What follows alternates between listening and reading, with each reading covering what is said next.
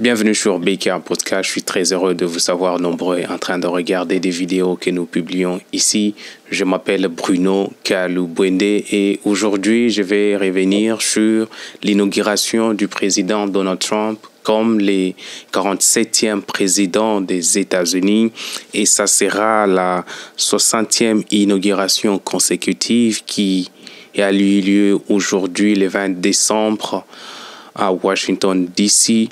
C'était une cérémonie qui était prévue pour être une cérémonie publique, mais à cause du climat, à cause du froid intensif et du vent violent, la cérémonie avait été déplacée pour qu'elle puisse se tenir dans le Capitole, donc à l'intérieur. Et ce qui fait que elle a été suivie en direct par plusieurs personnes à travers le monde, mais que l'accès avait été limité à un certain nombre compte tenu des capacités de la salle. Et comme vous savez, ici à BK Podcast, j'ai levé l'option de revenir de temps en temps et régulièrement, 2 ou 3 fois la semaine pour donner des updates, des informations nouvelles qui concernent la situation des immigrés ici aux États-Unis et cela a été l'un des points les plus importants de la campagne du président Donald Trump et il a réitéré les mêmes promesses qu'il avait faites lors de la campagne et il a même coulé certaines de ses promesses en forme d'ordonnance présidentielle ou de décret et nous allons y revenir. Donc je vais parler de la politique d'immigration sous Donald Trump, telle qu'elle ressort de son adresse aujourd'hui lors de son inauguration. Et le deuxième point qui m'a aussi retenu pendant cette inauguration, c'est la lutte qu'il prévoit de mener contre les LGBTQ. Je vais aussi dire un mot là-dessus. Et enfin, il promet d'être un président qui va travailler pour la paix mondiale, c'est-à-dire qu'il promet d'éviter les guerres les plus possibles, mais aussi d'en finir, si pas limiter, les guerres qui sont en cours sur la place internationale. Donc voilà les 3 points avec lesquels je vais m'entretenir aujourd'hui. Si vous êtes nouveau sur notre chaîne BK Podcast, je vous demande de vous abonner et de partager la vidéo et surtout après avoir regardé la vidéo, laissez-nous un commentaire au bas de l'écran. Alors en ce qui concerne l'immigration, c'était l'une des promesses phares du président Donald Trump. Il avait promis qu'il va fermer la frontière sud avec le Mexique et aujourd'hui même il a signé un executive order qui est, on peut appeler cela un acte exécutif du président qui va fermer tous les coins d'entrée, tous les coins par lesquels des personnes entrent de façon illégale, notamment la frontière sud avec le Texas et le Mexique, et dans plusieurs coins, notamment avec le côté du Canada. Today, I will sign a series of historic executive orders. With these actions, we will begin the complete restoration of America and the revolution of common sense. It's all about common sense. First, I will declare a national emergency at our southern border.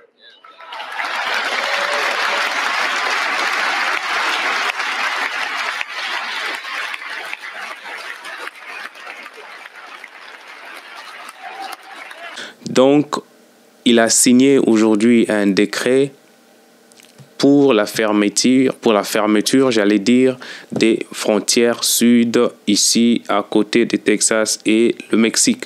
Et il est aussi revenu sur sa promesse de déportation massive. Le président Trump avait fait la promesse de mettre en place un mouvement de déportation de toutes les personnes qui sont ici aux États-Unis de façon illégale. All illegal entry will immediately be halted, and we will begin the process of returning millions and millions of criminal aliens back to the places from which they came. We will reinstate my L'illégalité en matière d'immigration peut prendre plusieurs formes. La première forme à laquelle nous pensons automatiquement, c'est celle des personnes qui franchissent la frontière, qui entrent sur le territoire américain sans avoir obtenu l'accès, qui est le visa. Donc ceux-là qui entrent par cette voie-là sont automatiquement considérés par l'immigration illégale. Et la deuxième catégorie, c'est ceux de personnes qui sont venues ici avec un visa pour une durée déterminée, mais que la durée du visa est arrivée à son terme, mais que ces personnes n'ont pas quitté le territoire et elles n'ont pas fait une demande de modification de leur statut ou de prolongation du visa. Ça, c'est la deuxième catégorie de personnes qui sont ici de façon illégale. La troisième catégorie de personnes qui sont illégales, c'est de personnes qui sont venues, ont fait leur demande d'asile pour se voir attribuer les statuts des réfugiés, mais que la demande avait été traitée et la réponse de l'autorité administrative était qu'ils ne qualifiaient pas au statut des réfugiés en vertu de lois américaines. Donc, ces trois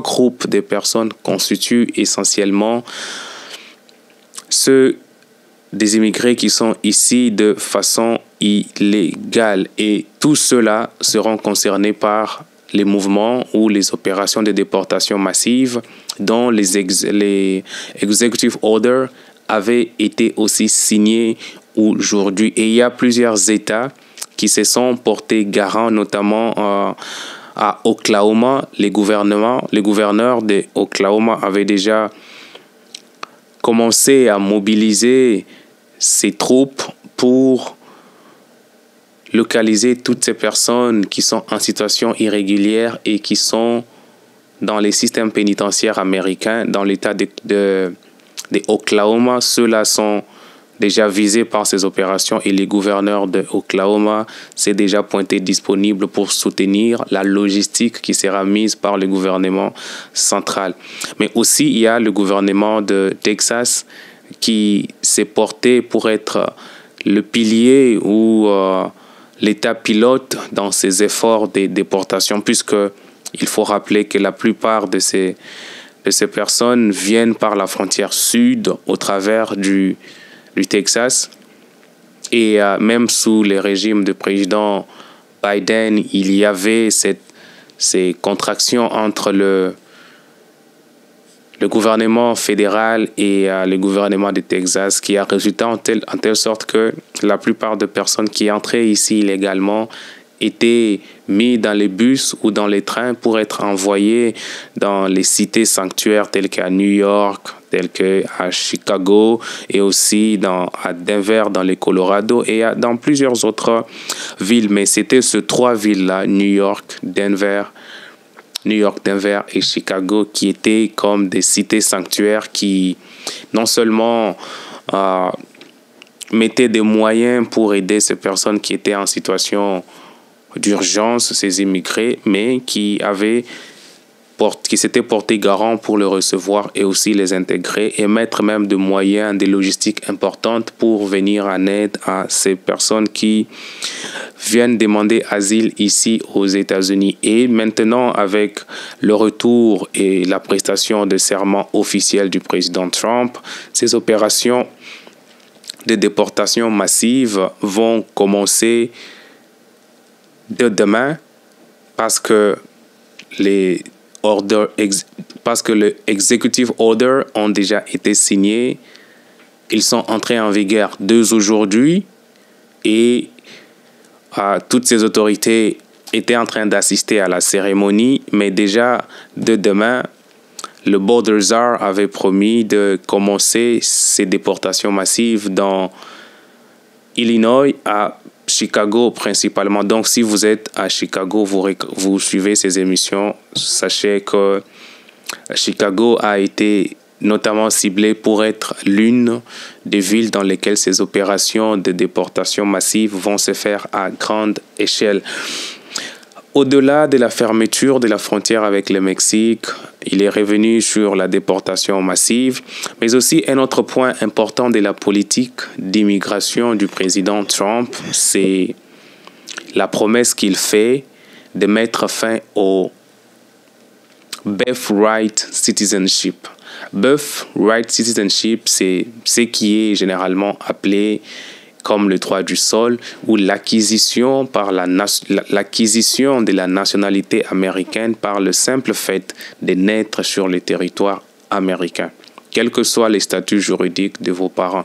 Donc les enfants nés des Américains, les enfants nés des immigrés résidents permanents, les enfants nés de ceux qui sont dans la situation de work permit et les enfants nés de ceux qui sont des réfugiés, des asilés, ceux qui n'ont aucun statut légal ici. Donc, toutes ces personnes, quand ils mettent au monde des enfants sur le sol et les territoires américains, ces enfants acquièrent la nationalité américaine d'office. Cela est un droit qui est garanti dans les amendements de la Constitution. Donc, c'est un droit qui est garanti dans le droit constitutionnel américain. Donc, le droit d'acquérir la nationalité américaine par le simple fait de naître sur le sol américain est quelque chose qui est prévu par la Constitution. Et en droit administratif, ça, c'est un principe universel qui est admis dans tous les systèmes juridiques du monde. Il y a ce qu'on appelle le parallélisme des formes et des compétences. Ça veut dire que l'autorité qui a pris l'acte, l'autorité qui a ordonné quelque chose est aussi la même autorité qui doit annuler. Et en ce qui concerne l'acquisition de la nationalité américaine par le simple fait de naître sur le sol américain, ce qu'on appelle en anglais le birthright citizenship, cela ne peut pas être annulé par un executive order ou bien une décision du président de la République, mais cela doit passer par un amendment. Donc, une révision ou un amendement à la Constitution. Et donc, sur ces points-là, c'est quelque chose sur lequel le président promet de travailler dessus, mais ce n'est pas la première fois qu'il fait une promesse comme celle-ci. Ça a déjà été dans le programme lors de son premier mandat. Pour des raisons X, cela n'avait pas été réalisé parce que ça demande qu'il y ait ce qu'on appelle une coalition de tous les deux partis, même si on sait que dans ces régimes actuels, les républicains ont la majorité au Congrès, donc au Sénat et à la Chambre de représentants, House of Representatives, mais la révision ou le fait pour obtenir un amendement à la Constitution pour mettre fin au birthright citizenship va nécessiter une majorité spéciale pour que cela soit approuvé au Congrès. Et donc, ça va être un combat que le président Trump va mener. On va voir comment cela va se dérouler et puis on reviendra. Il faut dire en passant que le birthright citizenship avait été inséré dans la loi, donc en droit constitutionnel américain, pour accorder la nationalité aux esclaves noirs. Donc, c'était une disposition qui avait été mise pour accorder la nationalité américaine aux descendants d'esclaves noirs. C'est comme ça que vous voyez que les descendants des esclaves noirs n'avaient pas la nationalité américaine au tout début, mais c'était un amendment. Donc, ça avait été pris après que la Constitution ait été rédigée. C'était un ajout, une modification ou une révision qui est intervenue pour reconnaître les statuts juridiques des Noirs, mais aussi de leurs descendants, parce qu'il vous souviendra que pendant l'esclavagisme, les Noirs n'avaient pas de dignité. Les Noirs, dans tous les mouvements de la colonisation, que ce soit des Européens, d'où qu'ils viennent, le Noir était considéré comme une propriété privée et il n'avait pas des statuts juridiques d'être humain. Et pour ce faire, il n'avait pas le droit à la nationalité. Mais cet amendement, je crois que ça doit être le 14e amendement, avait été approuvé pour, une fois que l'esclavagisme avait été officiellement aboli, c'était un moyen pour reconnaître le droit de la nationalité aux Noirs qui avaient été pris de force en Afrique et à leurs descendants qui sont nés ici sur les sols américains. Donc, voilà d'emblée l'essentiel de la politique d'immigration sur le président Donald Trump. Il y a fermeture de la frontière sud avec le Mexique qui a déjà été annoncée. Il a même déclaré un état d'urgence pour cette problématique-là. Les opérations de déportation massive sont déjà en train d'être exécutées à l'heure même où je vous parle et beaucoup des organisations de défense des droits des immigrés ont déjà commencé à réagir, mais le président Trump est resté très ferme là-dessus. On va suivre l'évolution, mais aussi il promet de mettre fin à l'acquisition de la nationalité américaine par le simple fait de naître sur les sols américains, ce qu'on appelle ailleurs le ius solis. Mais comme je vous ai dit, le ius solis ou bien le birthright citizenship est une disposition qui est contenue dans la Constitution américaine et donc ça ne peut pas être modifié ou ça ne peut pas être enlevé par un simple décret du président de la République. Il faut que cela soit débattu au Congrès et que cela soit approuvé par une majorité spéciale et ça doit demander que les républicains et les démocrates viennent dans ce qu'on appelle un bipartisan effort. Donc tous les deux doivent se réunir pour que cela soit levé, mais c'est extrêmement compliqué pour cette interdiction ou cette abolition de l'acquisition de la nationalité américaine par la naissance ici, parce que ça profite non seulement aux immigrés, mais aussi aux nationaux américains. Donc, il va falloir qu'on puisse réformer pour dire que les enfants qui sont nés de père et mère africains, les enfants qui sont nés des parents américains sur les sols américains sont des Américains, mais que des enfants qui sont nés des immigrés, et on va faire la distinction entre les immigrés qui sont en situation irrégulière et les immigrés qui sont en situation régulière. Et parmi les immigrés qui sont en situation régulière, on va faire encore la distinction entre ceux qui sont des résidents permanents et ceux qui ont un statut temporaire. Donc c'est un problème qui va demander des réflexions approfondies. Donc, l'interdiction de l'acquisition de la nationalité américaine par la naissance sur les territoires américains n'est pas quelque chose qui est entré en vigueur aujourd'hui.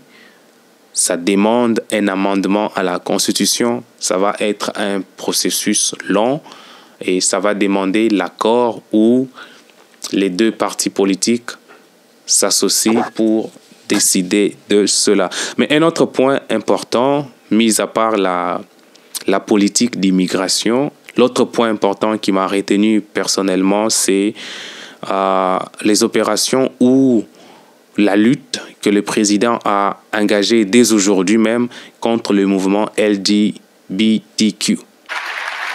As of today, it will henceforth be the official policy of the United States government that there are only two genders, male and female.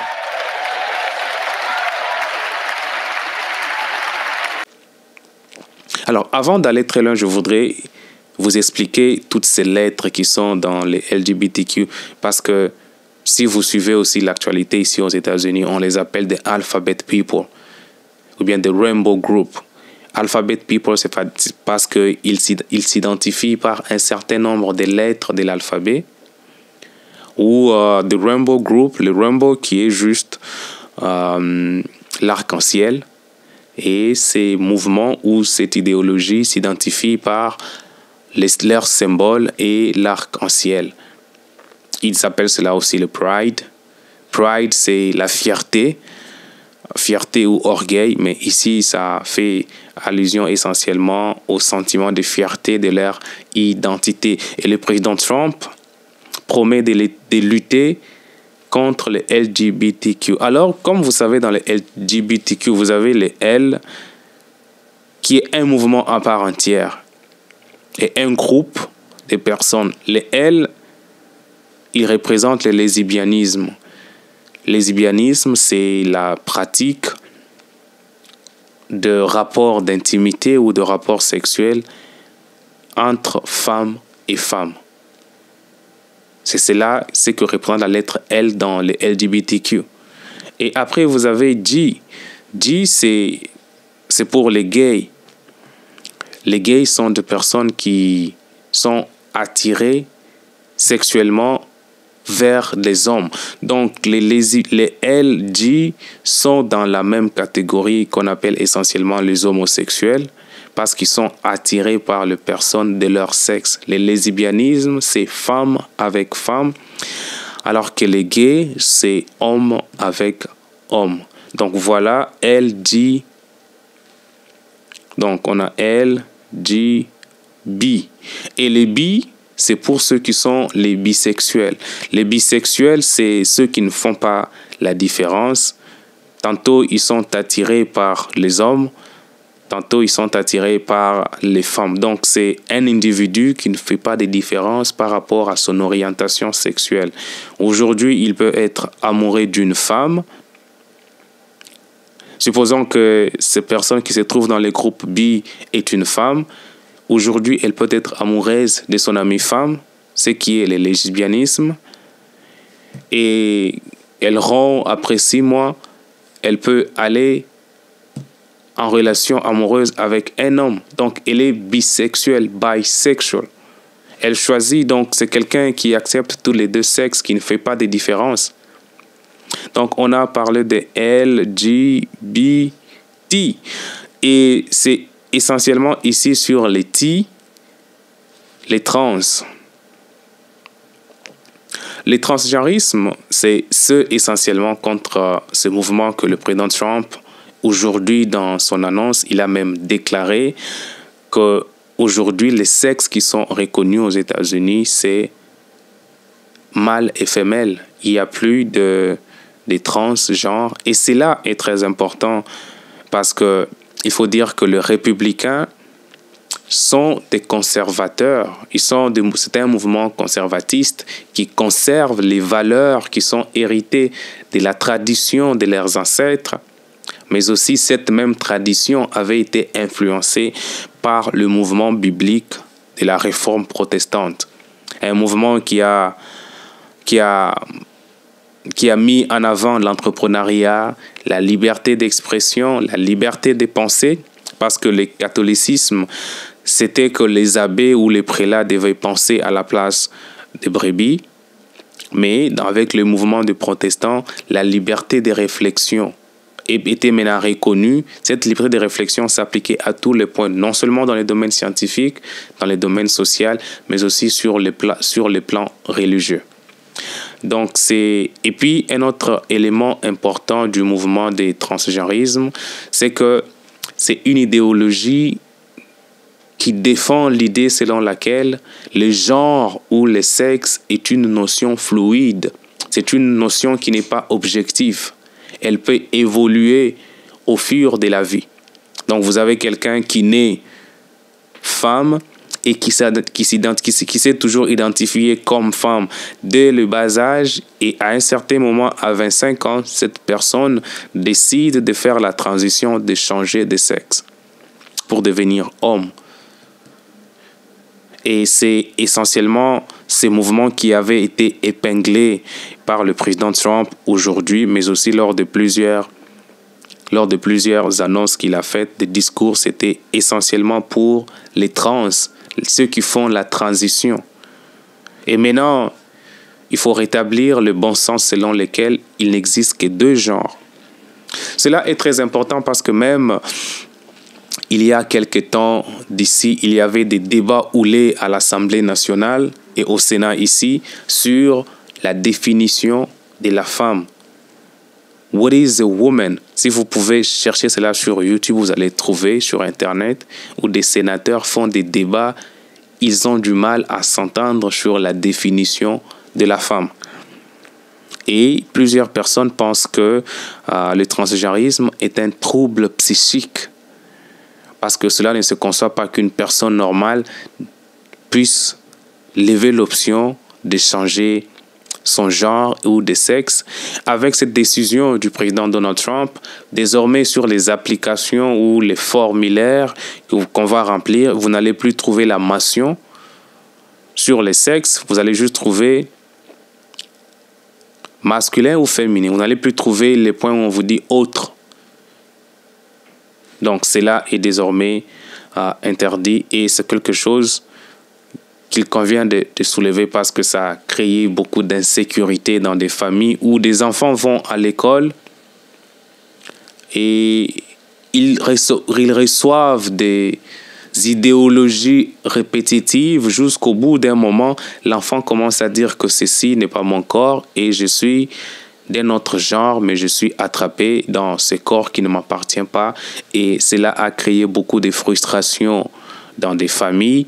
Et il y a même des enseignants dans des écoles qui ont supporté cela et des mouvements, des cliniques, des docteurs, des psychiatres qui ont participé à ces mouvements pour changer de sexe à des enfants mineurs sans même le consentement de leurs parents. Donc cela était une catastrophe très grande. Il y a même certains qui ont dit que le feu qui est en train de brûler à Los Angeles, dans la Californie, était un jugement de Dieu contre le mouvement LGBTQ.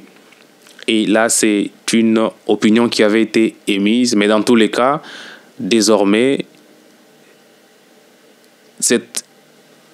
cette décence commune sera restaurée. Mais comme je dis, le mouvement LGBTQ est un groupe qui regroupe, c'est un mouvement qui regroupe en son sein plusieurs personnes, plusieurs groupes, j'allais dire, mais ça se résume autour de l'identité sexuelle. Ceux qui vont homme-homme, femme-femme, les bisexuels vont avec tous les deux, mais l'action du président Trump a essentiellement ciblé les transgenrismes. Et donc ceux qui sont les transgenres seront bannis des services de l'État, dans les forces armées, et ils seront donc bannis. Mais avant de finir, le président Trump fait la promesse qu'il voudrait que son héritage qu'il soit reconnu pour un président qui aura lutté pour instaurer la paix dans le monde en faisant deux choses. Notamment, il va mettre les États-Unis, America First, dans tout ce qu'il va faire. Mais essentiellement, au point 1, il va travailler pour résoudre les conflits armés qui sont partout dans le monde, selon les capacités qui lui sont reconnues, mais aussi avec la volonté et les concours des partis qui sont impliqués dans les conflits. Il a même cité déjà dans le Moyen-Orient, un accord de cessez-le-feu avait été conclu et il y a un nombre important des otages américains notamment qui avaient été libérés hier avant son inauguration.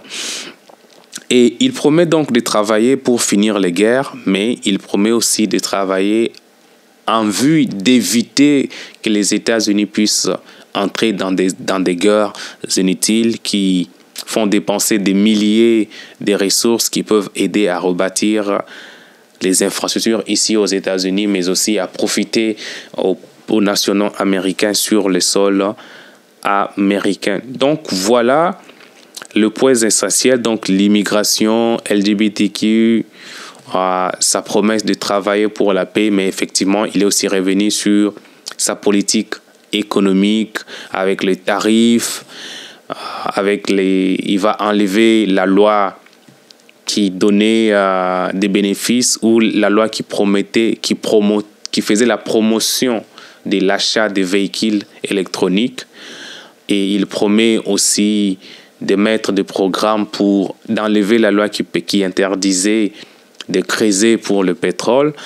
Donc, il y a toutes ces choses qui sont importantes, mais comme je vous ai dit, j'ai fait ces segments pour m'attarder uniquement sur l'immigration et la situation qui va affecter des personnes comme moi et des personnes qui sont en train de regarder les vidéos que je fais. Si vous avez aimé cette vidéo, je vous demande de liker, de vous abonner, de partager, mais aussi laissez-nous un commentaire au bas de l'écran et dites-nous ce que vous en pensez. Portez-vous bien. À plus.